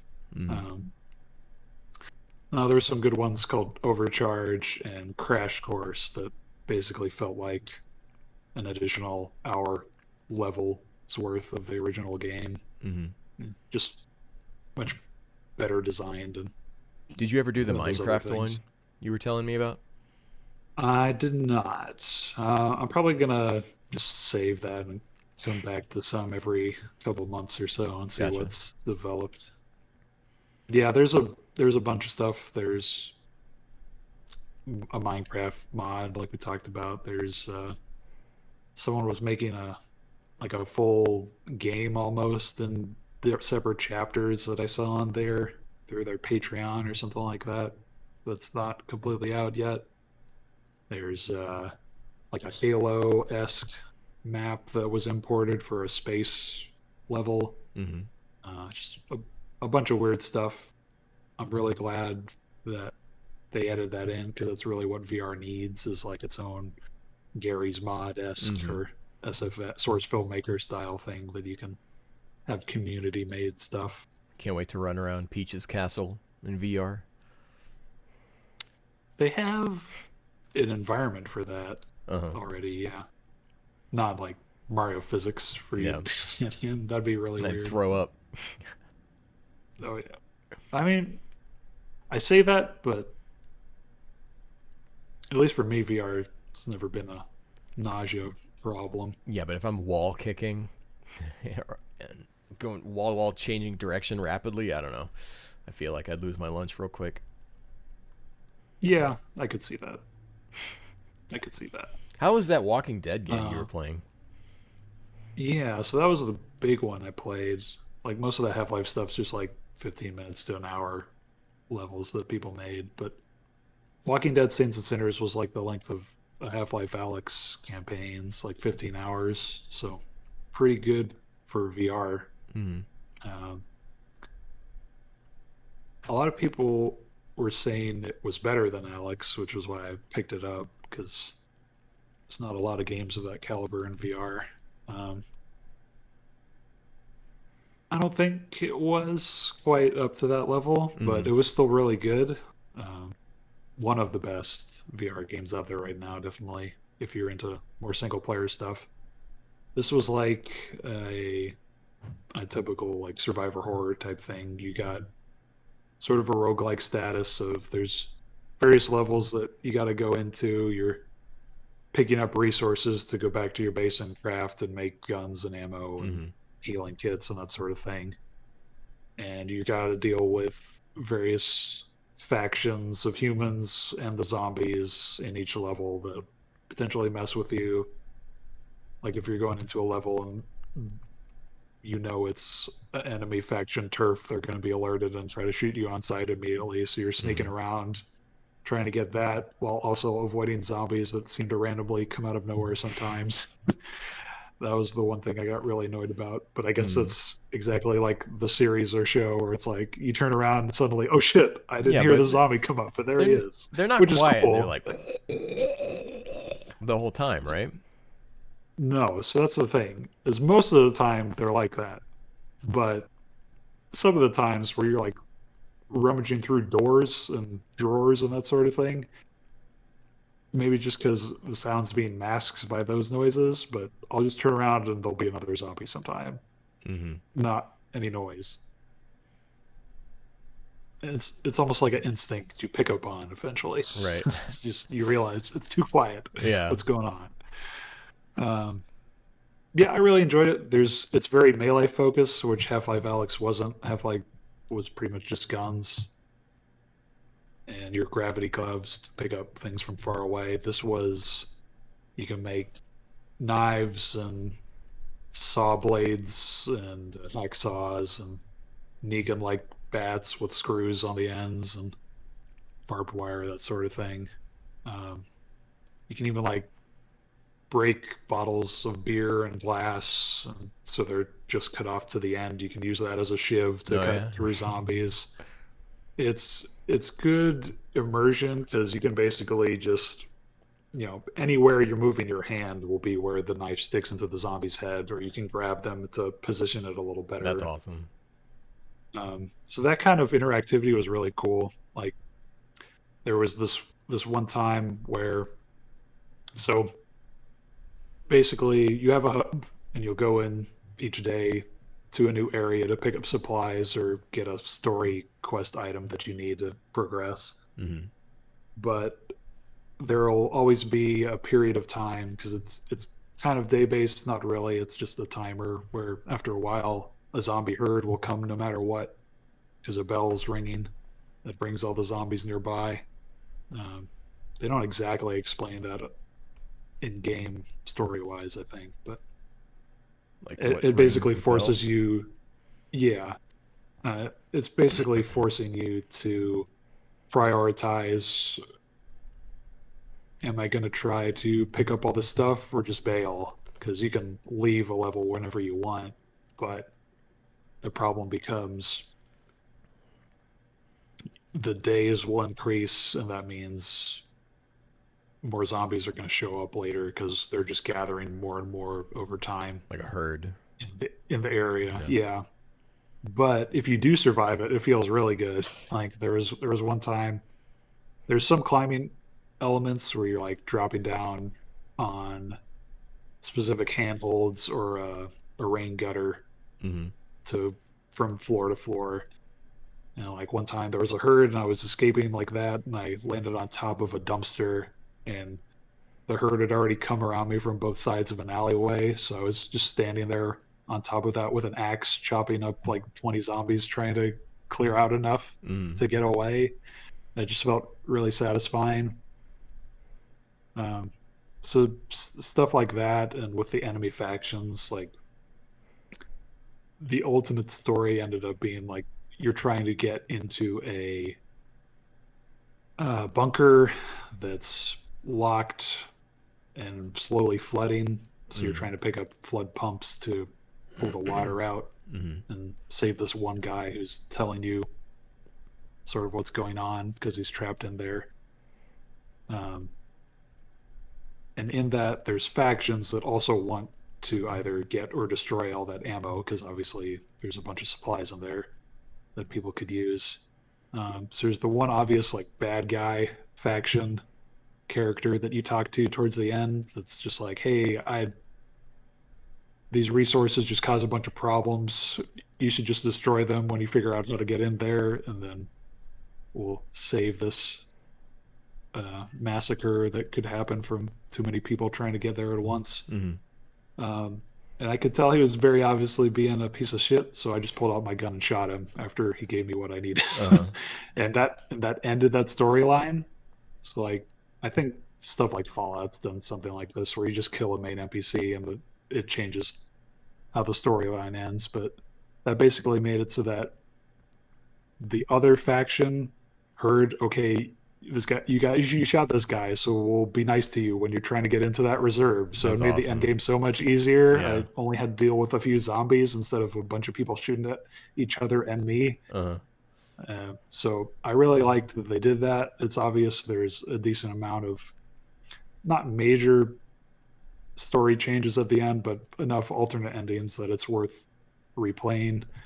It lets you continue sort of a new game plus afterwards just to see how long you can survive if you want to keep doing that. But I think for a VR game, it was really well done, and just for a game in general, it had a good amount of content. The only problem with it I really had was so zombies can grab you, obviously, Hmm. and it just sort of puts you into a canned animation where even if you're like looking the opposite way, it forces the screen to turn around so you're facing the zombie and you got to do like a punch up move to knock them off you. Hmm. Uh, that's very immersion breaking, especially when a bunch happens in a row Uh-huh.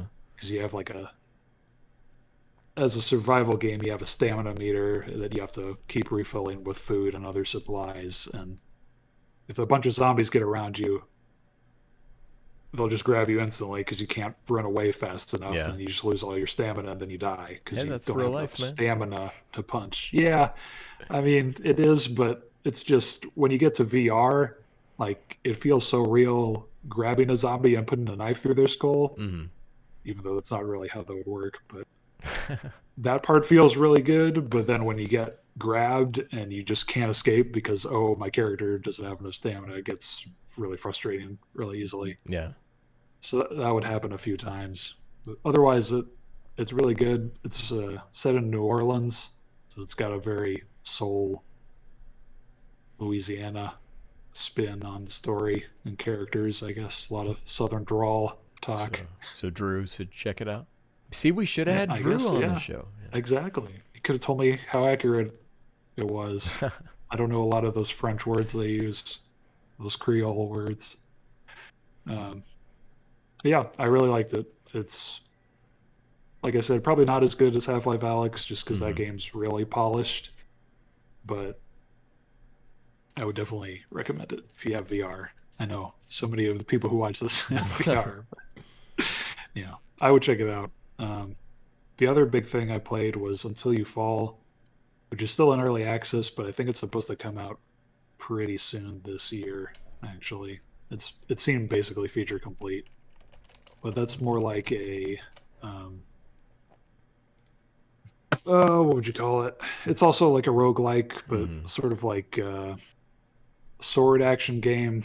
Mm-hmm. You're going up to enemies, and you got swords and magic powers in each hand. You're swinging at them, and It's very you'll see lines stylized. come up. Yeah, I mean, in VR it looks really good, but it's a little more cell shaded esque. Mm. Not cell shaded, maybe, but I don't know. More bright and colorful, which is not always common in VR. It reminds me of Uh, Nintendo Land. There was a mode where it was like Zelda, and okay. you would just kind of you were on kind of like a rails system, and you just go up and guys would come at you and you just fight them because you had the motion plus for that Yeah, one.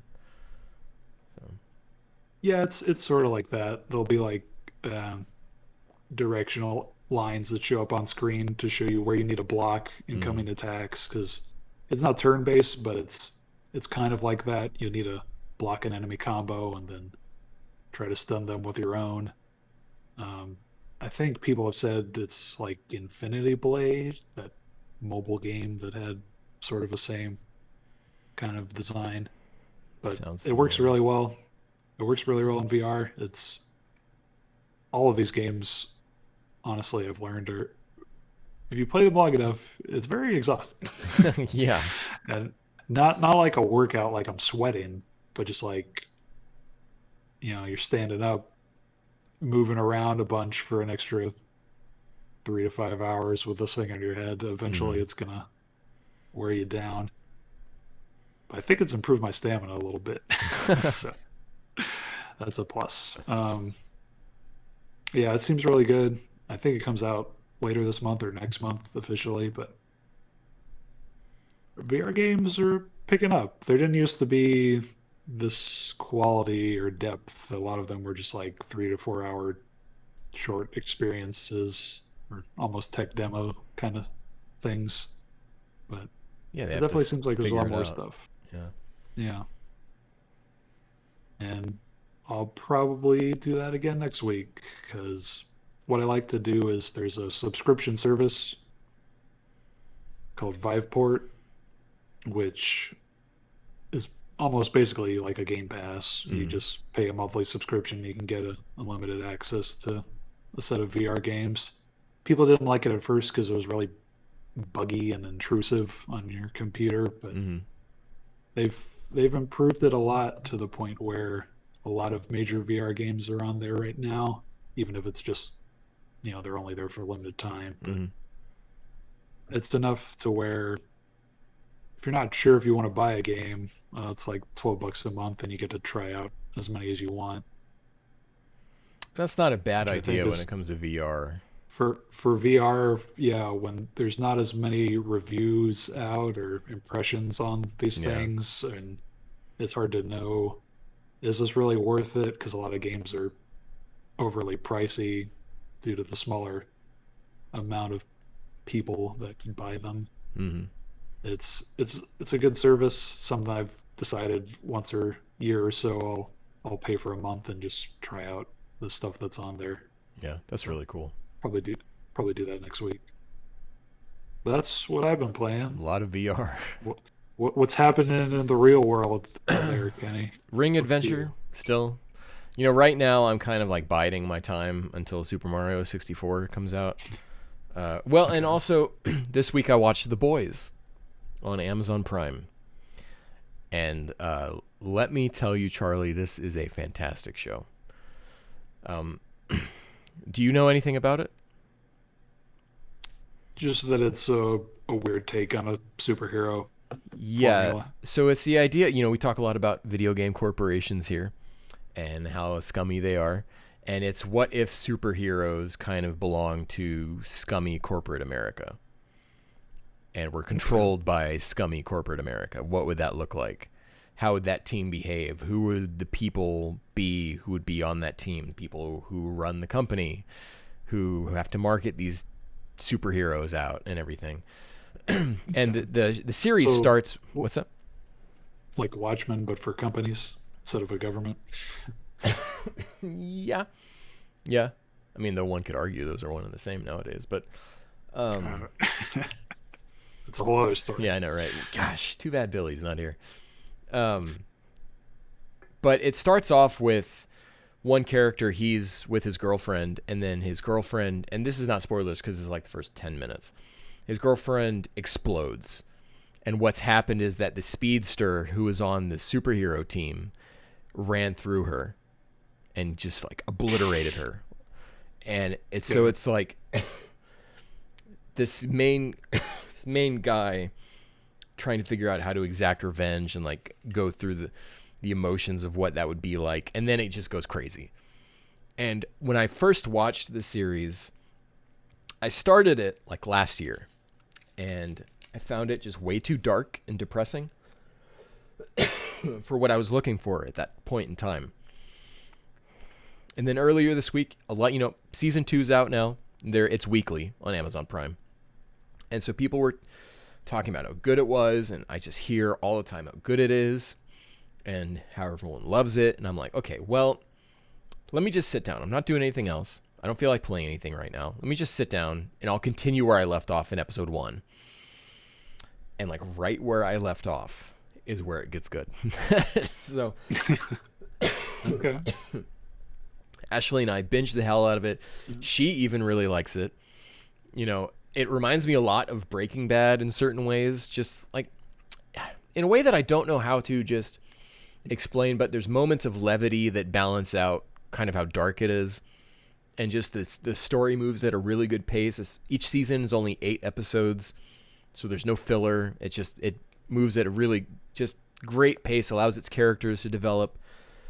It's got a lot of actors from Breaking Bad in it, which is also kind of why I'm like, I think maybe the people who run the show are fans, but it's Carl Urban is in it, and he played Scourge in Thor Ragnarok and Bones in the new Star Trek movies. He's Okay. incredible.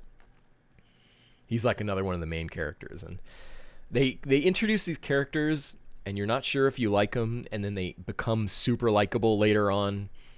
And like even the bad guys of the show, it's like they're bad people, but then it becomes like, well, what made them that way? And so it's like a lot of a lot of gray morality, and you find yourself questioning why you feel certain ways about certain characters. At least I do. Like Homefront is like he's like the Superman analog character, and I mean he is the antagonist. But even there are things that like you kind of like, well, yeah, maybe it's not his fault. He's this way about this thing, and it's really good. Really, not to excuse the stuff he does.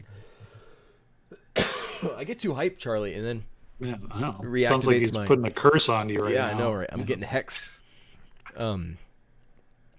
So I've been watching that, but I do my Ring Fit Adventure. and then I don't know if I talked about it last week, but I bought The Last Guardian, and it was only think like you mentioned it. Yeah. $8. Man, that is an obtuse game, and not because of Trico, right? I find everything I'm doing with that dog bird to be a lot of fun, right? And just because I'm a dog person, right? And it reminds me so much of dealing with Ellie a lot. And so I'm enjoying all of the interactions with Trico, but I just think of like how I'm supposed to figure out what I'm supposed to do next is like I'm having a lot of trouble with it, right? Like the visual cues I don't feel are necessarily there for me to be able to figure out where I got to go. And so there's a lot of it that's just like, well, I guess I'll go over here and see what happens. And yeah, sure enough, I go over to this one area, and then Trico's like, oh, yeah, I can make that jump, but you have to climb on his head first, and then. Mm-hmm. Yeah, that game takes a lot of patience. Yeah, so I did like the interactions with Trico, but Yeah. it is a little obtuse. I do like how how realistic Trico is, and how I feel like when I do figure things out, I feel like Trico and I are figuring it out together, if that makes any sense. Like as I'm starting to figure it out, Trico's trying to understand it, and then he's trying to understand what I'm doing, and I'm trying to understand like maybe he's looking up at something, and so that makes me think, oh, well, maybe I need to do this. So yeah, I agree. It takes a lot of patience, which is why I will, I downloaded it, right? So it never has to leave my PS4. So it's something that I can just kind of come back to every now and again. I just have to remember that jump is triangle and not X. Yeah. But it's nice. I feel for people who paid full price for that game. But it's I got enjoyment out of it. That's fine. Yeah. Oh, I don't dislike it. It's just way more. Frustrating is too strong of a word, but it's in that kind of realm of how I feel about it sometimes, and not because of Trico, like I thought was going to be the case. I thought a lot of people had a lot of issues with Trico in like reviews I was reading. Trico's the least of my problems. They definitely did. When it first came out, a lot of people were complaining about how Trico wasn't moving into the right spot. No, I love that. It's so perfect. Yeah, I do too. I think people just didn't understand what game they were getting into. People don't have dogs. Yeah. Or don't have Cocker Spaniels who never do what they're told. But I'm enjoying it. But yeah, like right now, I'm just like, I'm Super Mario. Just give me that 3D collection. And it's so, I see people on Twitter even still ragging on the price of that game, and I'm just like, I don't care. I don't care. Don't care. I want it. I want it. I want it. I want to play it. I want it right now. Okay. Yeah. I mean, I wish it was individual purchases instead of a bundle. I think it will be. After the fact, I wouldn't be surprised if they're like $25 separate purchases in the eShop or something. I don't think Nintendo's going to pull these titles entirely away from people. I think they'll just, this collection, this bundle, this is until the end of March. After that, you can buy them separately. That's what I would hope. Okay. You're more hopeful than me. Yeah. But we'll see. And that's, I will be able to report on how well or how poorly Sunshine plays by the next episode that we have. Do you have a Pro controller? I mean, I have. Because I don't. The only reason is because I don't think the Joy-Cons are analog triggers, and you really want an analog trigger for Sunshine. These might be on the Wii U one, but I do have my GameCube controllers. I can plug those in. Okay. That will hopefully work. But yeah, I mean, I won't know. Was it you who suggested this, or maybe this was on another podcast where they suggested that they could change it so that like, well, maybe R1 is like light blast, and then R2 is a stronger blast, since you won't have. Yeah. So, yeah, I'll be able to report back. They could do that, but Uh, They haven't and that, talked at all about a lot of these changes, so it's like I won't know until I get my hands on it. It would be real great if I could plug my GameCube controller in and it would go, "This is a GameCube controller," and I go, "Hell yeah, it is," and they go, "Okay, well here you go." yeah, it sure would. I'm not expecting it though, so we'll see. But that's Okay. for the next episode. Well, if that's something you stream, I would definitely be happy to check that out. Oh, So it's a game I would love to watch, but not really play. well, I will be streaming it on Friday for sure, 100%. Okay. But before we go, Charlie, you would not expect this of me necessarily. Someone who you know loves Batman. Wild But card. What's going on? for the first time in my life, I watched the 1989 Tim Burton Batman last night on HBO. And That's surprising. that movie sucks. Okay. I have heard so many good things about that movie over the years, and it was just as campy. So, full disclosure, in general, I don't really like Tim Burton things. The only Tim Burton movie I could say that I liked was Big Fish, and I like fell asleep during Nightmare Before Christmas, and although didn't he only produce that, he didn't actually direct that. Or there's something Not really sure. weird. Yeah, I think there's something weird when it comes to that, but I could also be wrong because I don't sit here all day Wikipediaing Tim Burton, but I don't like his aesthetic and a lot of stuff. Now, watching this movie, right, I appreciated. Have you ever seen the 1989 Michael Keaton Batman? Probably. What enemies are in it? This is the one with That's Joker. how I'll know. This is the one with Joker, Jack With Nicholson. Jack Nicholson. Yeah. Yeah. Okay. So watching this, I could see how much this movie influenced, and I appreciate a lot of that. Obviously the Danny Elfman track for the Batman theme, that was the theme of the animated series, and it's kind of super iconic to Batman. There's a whole lot of there's a fly in here. A lot of iconic stuff in this movie. Get off of me, man. This fly is like locked on me now. But and obviously Jack Nicholson's Joker definitely influenced Mark Hamill's. Like you can hear it in the laugh and in the performance in certain ways, but it was like just as campy as the old Adam West stuff. Yeah. I mean, that's the only film source material they had to work off of, so I'm not too surprised Yeah. that it's as campy as that. Yeah, and I guess they were trying to fight against how dark the comics had gotten at that point. I mean, at that point, you had Dark Knight Returns had happened. This is post-Watchmen. Barbara Gordon had gotten shot by the Joker, and maybe Jason Todd had been shot by the Joker and died. So Batman comics were in a really dark place in this period of time, and so maybe they were trying to bring some lightness back to it. But I don't know. There's a lot of it I appreciated. Do I ever want to watch it again? No. Am I going to watch Batman Returns? Yeah, I might as well. That's the one with. So you haven't seen any of those? I've Any of only that ever series? seen Batman Forever all the way through, Okay. and I loved Batman Forever as a kid. And I've seen Batman 66. I've seen the Adam West one, which I also love. But that's campy, and it knows it's campy, right? This one, this Tim Burton Batman was campy, and I'm not sure if it was campy in a way I didn't think held up.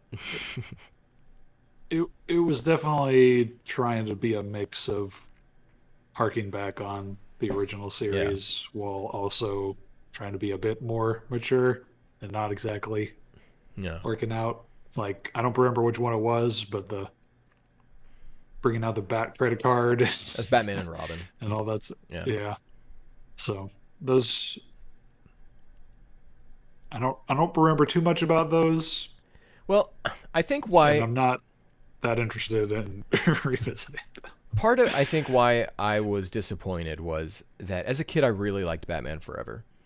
And my whole life I've heard the only two good, so this is like before Batman Begins.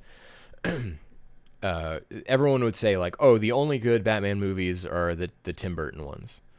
Right? And I'm watching this and I'm like, "No."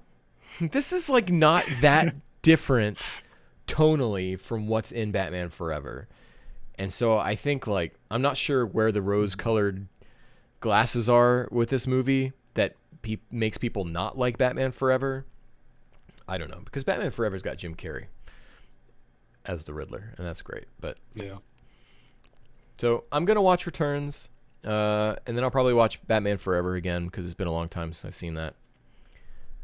And then I don't know, maybe I'll watch Batman and Robin. I'm not in a hurry to watch that, but maybe I'll do that. I don't know. That was a different time for superhero movies. There wasn't really a foundation like we have right now of what people expect of them.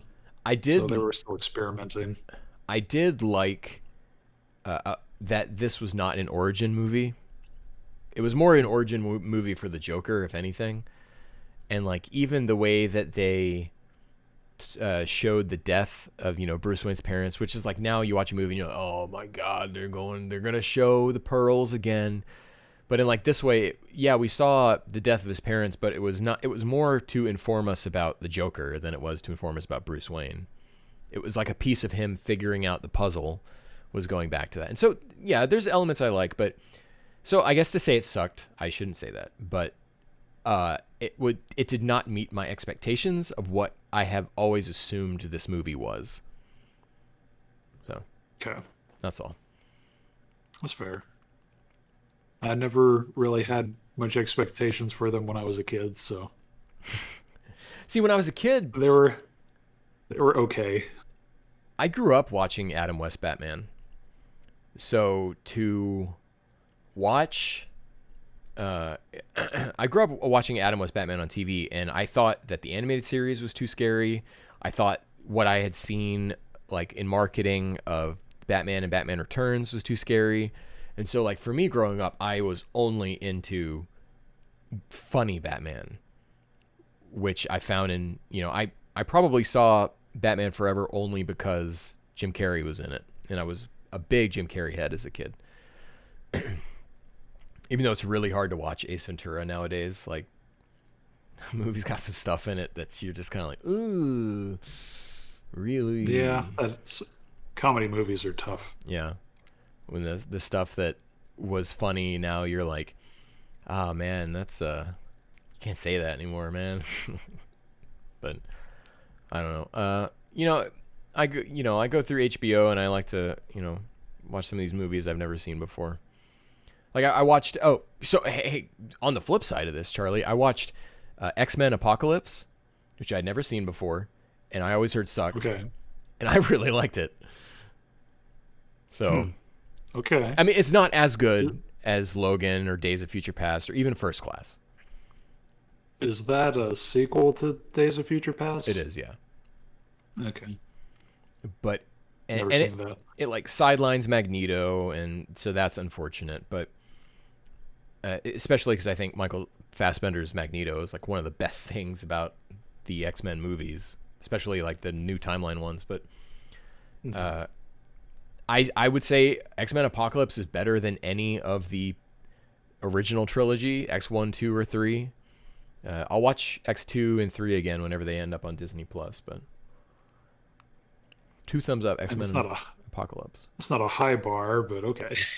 2 out of 3 Wolverine spikes for X-Men Apocalypse. Gotcha. Adamantium or bone spikes? Bone, because that's cooler. Okay. It's more, in a surprising twist, it's more metal to think that his bones are coming out.